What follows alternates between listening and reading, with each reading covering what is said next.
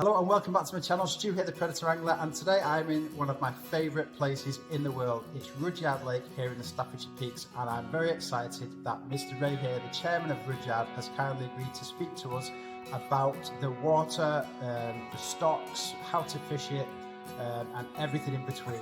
Yep. So, Thank you. You're not going to hold me to this, are you? If you don't catch fish, it ain't my fault. No, that's true. That is true. But thank you so much for allowing me to come and chat to you before I go out there today, which I'm very excited about. Yeah. So you won't catch anything. I probably won't. But Rudyard Lake, it's a big old lake. It is indeed. It covers 168 acres. Wow. The dam just over there was built in 1797. Wow. So it's a good old dam as well. And it's very long and narrow. It's about a quarter mile wide at its widest point. And a lot of people don't realise two things. First of all, we have got a dam at the north end of the lake, which prevents the water going any further. The deep end is down by the dam here, and then the further north you go towards Rushton Spencer, the shallower it gets. And the other thing is, it's the largest reservoir in England for the canals. So it's got a claim to fame in that respect as well. Interesting. So does this provide water to the town? Yes, it comes out of here down a feeder for about 1.5 miles, 2 miles down to the bottom of Ladderidge in Wick, and that's where it joins the Colburn Canal. And after that, that goes into the Trent and Mersey Canal, and that was all designed back in the 1700s. Back in the day. It was mainly Josiah Wedgwood, the famous potter, that needed to get raw materials and finished goods out into the marketplace. Right, okay. And he noticed that a lot of his fine china was getting broken, I think, on horses and carts and potholed roads. And I think if you put some out today with the potholes, a little broken as well. I know. No, interesting. So he said it was about a quarter of a mile wide. Is that right? At its widest point. At its widest point. So what about the length? The length's just over 2 miles. So just over 2 miles in length. So this is a big old water, and then 168 acres, you said, right? Right. And then sort of the depths. The depths, the deepest part is down at the dam here. When it was built, it was something like 46 feet. Right, okay. The most we can find today is about 30 feet, about 10 metres. Right. Because of the silting up process, unfortunately. And the further north you go, the shallower it gets. If you look at the contour lines on an ordnance survey map, you'll see them very close together at this end. And that shows you that it's V-shaped, it's high-sided. And then when you get about halfway up the lake, it becomes more bowl-shaped. Right. A relatively even depth all the way across. And it was dammed by stopping the flow of a little brook that still comes in at the north end of the lake. Is that near the caravans? Right in the top corner? On the other side. Oh, right, okay. It's the Dunsmore Brook. And what they discovered pretty soon after the reservoir was built, it couldn't meet the demand for water in the canals. The canals become more and more popular, and successive dry summers, and the canals ran out of water. So, scouts were sent out to try and find a new location, and this is the new location for the dam. So prior to that, there was only Stanley Pool and the Serpentine Pool at Knipersley that were feeding the canals, and they just weren't sufficient. Yeah. So that's where. And even after that, 10 years after, it still wasn't filling quick enough, so they dug a feeder channel by hand from the northeast corner of Rudyard all the way through lovely parkland up to the River Dane at Winkle, and they were given permission by Parliament to actually extract water from the Dane when it was in flood and bring it into Rudyard. Oh, interesting. Sadly, these days, that's been somewhat neglected, and it's now completely blocked. Right, okay. So that's it needs about £2 million spending on it, but it's a great shame because it was a release valve. Should there be a release valve, should there be a flood, a flash flood, they could not only take water off from this end at the dam, but open the sluices up by the River Dane, and they could take water off that way as well. So they're in complete control of the water. Wow, okay. Clever stuff, really. Yeah, it's very interesting actually, because there's stuff like this that we, as anglers, we don't know. No, you'll see the feeder channel off to the northeast corner there, coming into the lake. Yeah. By the caravan site, you just said. Right. Okay. There's a little. So I have a couple of sort of debates with a few angler friends of mine. Now, you don't mean arguments, do you? Debates. Debates, right. It's Rudyard Lake to me. Yes. But one of my friends especially says it's a reservoir, which is right. It is. Yes. So is it a reservoir? Or is it a lake? It's a reservoir. It's just the reservoir is a bit of a Well, it's a header tank for the canals, as we just said. Yeah. But it's got known over the years as Rudyard Lake. It's much easier to say, isn't it? Rudyard Lake, it does sound easier, yeah. And it's on all the boats and everything, so I'm technically right. Oh, you are, yeah. Don't worry about that.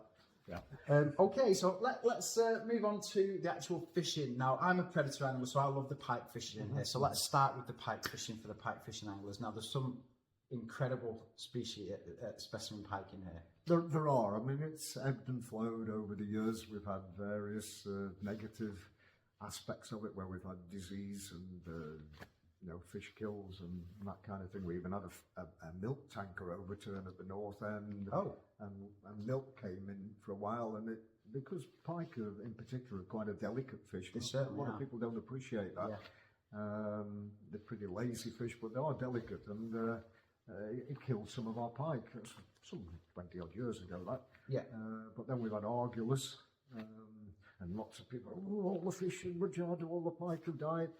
Yes, we did lose some pike, and the strange thing about it was to me that you'd find one or two one day and one or two the next day, and then it sort of peaked. This is about 8 years ago now, and then the next thing you know, it's going back down again. All we found were 4 good-sized fish. They'd be in the 20 to 25 pound area, and all the rest, there were about 50 of them, were jacks. Yeah. They're about 5 to 7 pounds. And I can only think it's almost nature's way of getting rid of too many males. Yeah. And it is recovering now, and better fish are coming out. About 3 weeks ago, a 25 pounder came out. I won't tell you where it was. No. Go and try and catch 25 pound came out 3 weeks ago. Yeah, That's fantastic. Yeah. On a law, that was, yeah. On a law, wow, okay.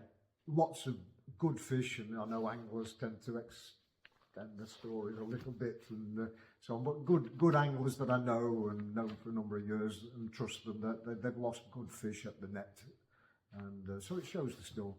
Yeah, I've had some good sized fish out of here. Uh-huh. I have. I won't say the weights, but No, I've had no, some good sized fish out of here. Well, I used to fish up in the north end there from a little cabin where that caravan site is, and it was fantastic. It's not so long ago we had some lads come up from Leicestershire. They'd never been before. They booked a boat from us. They'd arrived late. They got lost. I thought, they're not going to catch very much. But I sent them up the top end because the fish had finished spawning up there, and they were back about 3 o'clock in the afternoon. I thought, oh, goodness me, they must have really had a bad day, got lost getting here, but not caught any. Anyway, they said they had the best day of their lives as regards fishing. That's they had to come back because they were absolutely tired out with catching big fish that, when they showed me the photographs, they're the width of the boat. Yeah.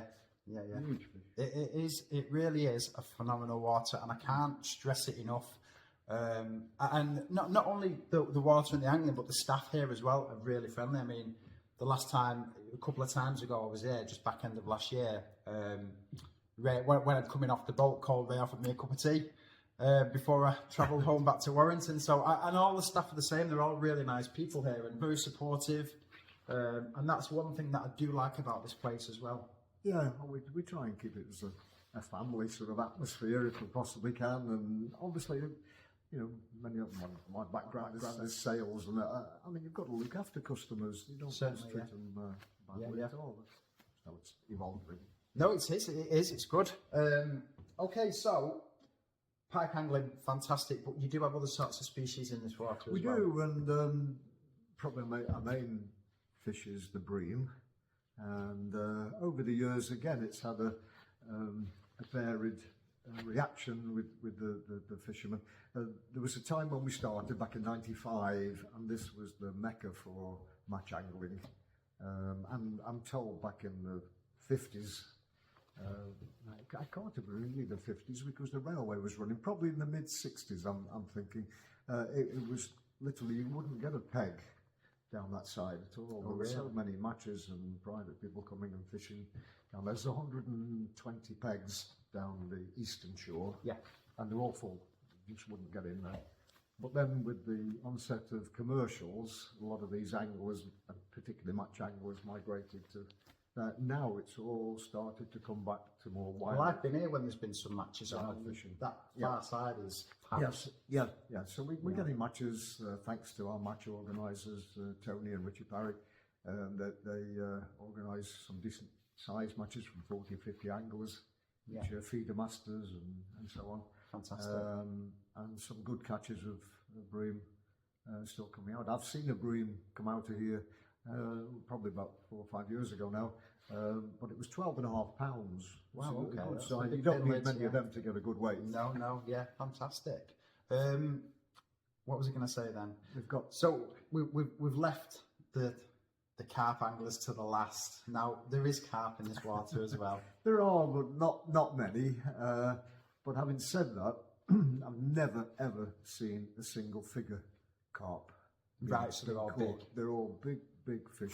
In fact, I stood on that balcony only last year at the visitor centre, and I just happened to look down into the clear water near the margins, and there were these two carp, just out of all proportion to the lake. They didn't look real. They were just too big for the lake, and you know it's a big lake, and these two were just following each other along around the margins, and it was a sight to behold, really. Nice. The biggest one I'm aware of is 33 pounds, but when you look at the barrels that I saw, they were knocking on for 40, I swear. They were really, really big fish. And that's what we know of. I mean, it's so big. Yeah, but it's finding 30 fish or one fish out in 168 acres, you know, it's not going to be difficult. Well, saying that leads me nicely on. So, because of the size of the lake here at Rudyard, you don't forget the perch, by the way. Oh yes, so is there good stocks? They've really got good, massive stocks of perch, and they're coming out over £3 in weight. Oh, we right, get quite a lot of people drop shopping and lure fishing for the. Oh, I might put a little grub on today then. Yeah, I always go for the pike here, but I might put a little. No, grub sometimes on. they call the bigger perch are called by the pike anglers. Right, okay. Fly fishing for perch and pike is. Oh, interesting. Okay. Sorry. No. I was just going to talk about, because of the size of the lake. Now, Rudyard do offer two sorts of styles of fishing here. You can fish from the bank or the jetty, and there is pegs, as we've mentioned. Yes. But you can also hire a boat. Yes. We've been hiring boats for a number of years now, but what we turn to so there's nobody that gets disappointed or they miss a phone call or whatever. We do that through the web now, through our website. So if you go onto rudyardlake.com, look under prices, come down to fishing boat hire, and it's £30 currently for the day for the boat, and that includes buoyancy aids or life jackets, should we say now, and anchor and batteries and spare battery, electric motor, of course, and we give a discount then to the angler or anglers that have booked the boat. Instead of paying £7 for the day that you would off the bank, we just charge you £5.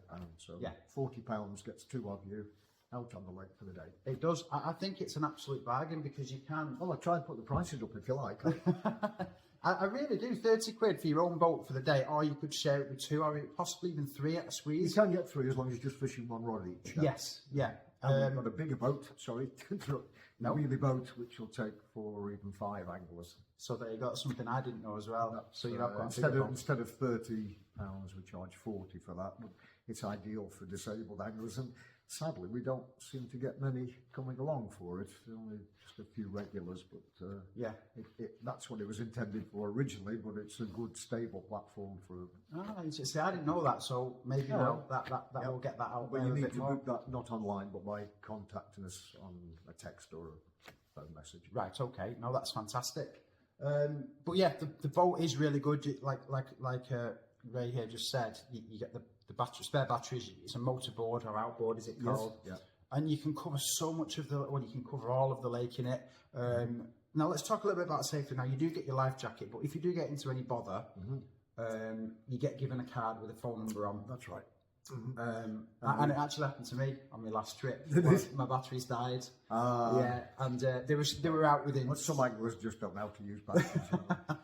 They were out within 5 minutes, and it was sorted. So there's the safety aspect of this place is so well organised. I mean, the guy in the speedboat was there within minutes, and I wasn't in any sort of danger. The battery had died, and he came and sorted it out, and it was instant. So the safety aspects is fantastic. Yeah, and also, I mean, we it's all part and parcel of it, really, trying to find the best batteries with the best motors, and what we can afford. Sure. In the meantime, Yeah. I mean, we are using glass mat batteries now, which cost nearly twice. Well, they do cost twice as much as the old batteries, but we're still providing two. I think one of the problems we have is people trolling constantly up and down, up and down, up and down. That doesn't do the motor any good, doesn't do the battery any good. Personally, I don't think it's a very fair way of fishing, just sitting there with your rod stuck out either side open. That's not fishing for me personally. See, I get the anchor down at the top end, Yeah. you know. Well, I think if you fish 360 around the boat and then you move as far as you've gone, that's fishing. Yeah. Maybe have it on a very low speed and just keep working your way down the edge and cast into the margin or something, but not sitting there with two rods out like as if you're in the sea or something. Yeah. You see people do and that's what wears the motors out, wears the batteries out, and gets us lots of phone calls, lots of people going up and down the lake. Okay, so we've covered the boat aspect for fishing. Now you can fish off the bank, and you do offer 24-hour sessions as well, right? Excuse me. Are you okay? Fishing off the bank is £7. We had to come to the office, or we come round to collect the money. You can book tickets online as well. And it's a big lake to patrol, so we have to get right the way up to the top end to check some of the fishing monies and so on. What was the other question about that? You can book online for the day fishing. You book online for a day ticket. And then 24 hours? And 24 hours, we have to be careful because we don't want to upset the local residents. We've had quite a bit of poaching over the years as well. It doesn't seem to happen, touch wood, like it used to.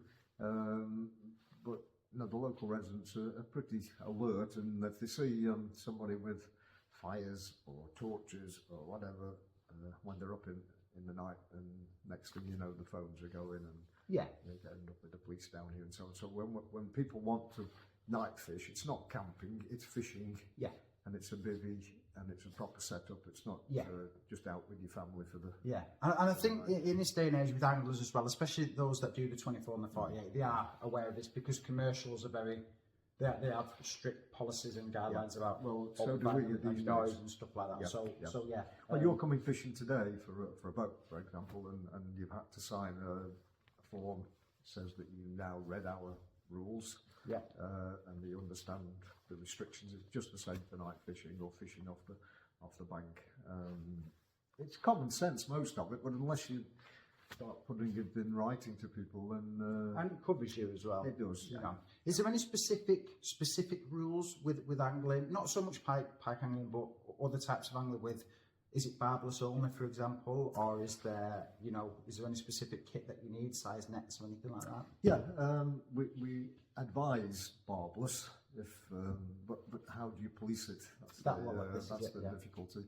What we care about mainly are those fish, and if we see them getting damaged or flopping up and down on the bank or the stage or in the bottom of the boat, then it annoys us. And next thing you know, a month later, that fish is caught again. It's got no scales on the side. It's showing some kind of disease where it's been harmed. So we want anglers to appreciate when. So it's basic fish care, isn't it? It is fish care. Kits, have a mat. Yeah, a mat. We see people just putting a lure on the end of a normal line, particularly children. Kids up to 16, where we try and educate and say, look, if a pike gets hold of that is gone. Moors has gone. You've lost your lure and you've lost the fish. And where's your unhooking mat? Without an unhooking mat, you don't stand much of a chance. And a decent size landing net. They come along with a little puddle net. You get a 10-pound pike in that, and it's probably got its tail. So we insist on a decent size land net, and breaking strains. It used to be 12 pounds, but now it's all braid, isn't it? Well, it is, With a 50-pound breaking strain or whatever. See, I use £80, mate. Huh? I use £80 because sure. I have underwater cameras, so I never want to lose my underwater camera. Right. So it's £80. Well, let's hope the pike takes it one day. Speaking of pike as well, there is something I just forgot to mention or forgot to ask. Now there is law fishing and dead baiting allowed, but do you allow live baiting on the water? We do, but you must catch the fish here. Right. it's not as popular as it used to be, but it's a deadly way of catching pike at certain times, not all through. And pike, or any fishing, you've got to change a little bit with the seasons, haven't you? Of course, yeah. You know, when it's cold like this, very often dead bait Is the and way to go. a sit and wait sort of job. You see Brian from Congleton, we call him Congleton Rod, because when it comes to pike fishing, he knows his way around, and you have a word with him before you go out on the boat perhaps. But sometimes it's a dead bait sitting on the bottom, other times it's a drifted dead bait. Sometimes you can sit on the boat with a stop knot, you're probably in about 20 feet of water, and you set it to 20. Yeah. Then let it wobble down, and sometimes you'll find you get takes at about 15. Yeah. So you just set it to 15 and let it drift, and you'd be amazed how many fish you can get.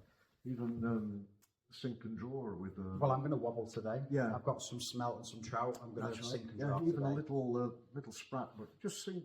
Somebody said to me the other week, I can't cast this very far. I said, you don't need to cast it very far. Just take 5 minutes to bring it in. Yeah. You know, and sink and draw, and it's quite a deadly method on certain days. It is. It is. Lure fishing really comes into its own around about March through to October time. Right. So I tend to stay away from pike March into April, just because of the spawning season. There is that, of course, yes. They won't take anything anyway. I mean, No. Yeah. But no, the top water lows in the summer for me. I love it. Yeah. It's a fantastic way. Try fly fishing. I don't know if you've done much. I've got some flies. I've got some proper pike flies. Yes, the yes. big ones. Right. Which I think Kelly's Laws, if you've never checked out Kelly's Laws, check out Kelly's Laws. She custom makes pike flies. Right, And they're fantastic. So I've got some of them to try good, today. good. But actually, proper trout flies, I've never pike fished with them before. Like that. No. But the proper jig flies, yeah. Yes, I think that's what you need. Yeah, I've got some. And very often in the spring, after all the other fish have spawned as well, the lake's full of fry. Yeah. And the pike get preoccupied on the fry, and that's the time when you can use your flies, small flies in particular, and it can be quite deadly. Oh, interesting. That's good to know. It is a phenomenal place, guys. It really is. It's super friendly. Now, one last thing I wanted to mention is on site. Once you've booked your boat, parking's free, right? It is included. It's not free. It's included. Included. Sorry, yeah, terminology. But yes, so once you've paid your boat fee, your parking. If you're taking a boat, your parking is included in that price as well. Parking is literally out of your boot and you're onto the boat. It's that close, guys.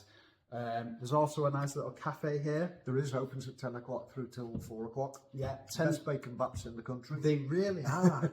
Especially on a cold morning. Yeah. They really are. And they do pastries and coffee and tea and cakes and all different sorts of confectionery like that as well. And the girls are really nice in there as well, and they're really friendly. So there's a little seating area as well if you're going to come in the summer and want to sit out after your fishing trip, and you can chill on the side of the bank and whatnot as well. What I will say is in the summertime, the water does get very busy with other activities. There's a sailing club, there's a rowing club and stuff like that. So just be mindful of that when you're fishing. If you're out on the boat or off the jetty and stuff in the summer, it does get busy, right? Yeah, we need it to be busy to pay the overheads. Look at it today, nobody here but you. Yeah. And the overheads don't go down just because there's nobody here, of course. So yes, we need. It's never affected my fishing. No. It's just mindful of the fact that it's a big lake, and as long as people work together. Another reason why we don't want trolling, really, because those match anglers are very serious. They're in for big money at the end of the match, and somebody's trolling across the bottom and pick up the line. Yeah. It's a nightmare. Yeah. Do you know when they match fishing over there, the couple of times I've come, I blanked. Yeah. And I swear, because I always stay on this side. Yes. And I can swear the bait they're throwing in has drawn the bait fish, has drawn the pike. That's right, yes. And it's a weird phenomenon that the two times I've come and there's been a match on that side, I've blanked. No, but you wait for that match to finish at 4 o'clock and go down that match length, and that's where the pike are. That's where you're going to catch them. Yeah. It's interesting that considering the size of the water, and they do know when stuff's going on. Yeah. No, it's interesting. So your fishing times for the day, is it what's the time frame? Again, it varies a little bit. We're generally here saying the top gate is open from 8 o'clock, and we like to see the boats back at 5.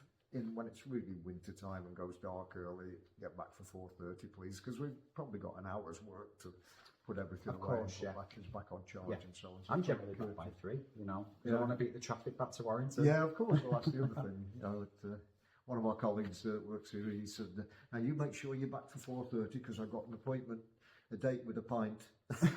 Yeah. And there is, do you know, there's a couple of nice pubs locally as well. There are. That's There right. is, There's and it on really site. is. I can't stress enough, if you've never been to Rudyard Lake, That's right. Rudyard Lake, Yeah. here in the Staffordshire Peaks, the Staffordshire Moorlands, even the drive into the lake is phenomenal through the hills. It's just panoramic, it's so pristine, the water is so clear as well. I mean, you'll see follow-ups from Pike a mile off. Yeah. It's such a lovely, lovely water to I fish. can just mention with families as well. You mentioned the activities, but we've got rowing boats here for hire, which is one of the very few places in the country these days you can actually hire a rowing boat. Yeah. With safety cover and so on. And we've also got a brand new trip boat, which is 100% electric. It's got fish finders on. So if you're an angler, and I often do it when somebody's had a bit of a blank morning, and say, "Look, just come on this boat. Let me show you the fish." And they're absolutely agog with the shoals of fish that they've been fishing over. And Yeah. let's be honest, if the fish aren't feeding, they're not feeding, They're are not they? on But, it, no. it's black with them down here at the moment, absolutely all shoaled up in the deep water, and you can see them quite clearly on the fish finders. Something will help to go with a bit more optimism. Yeah. Oh, interesting.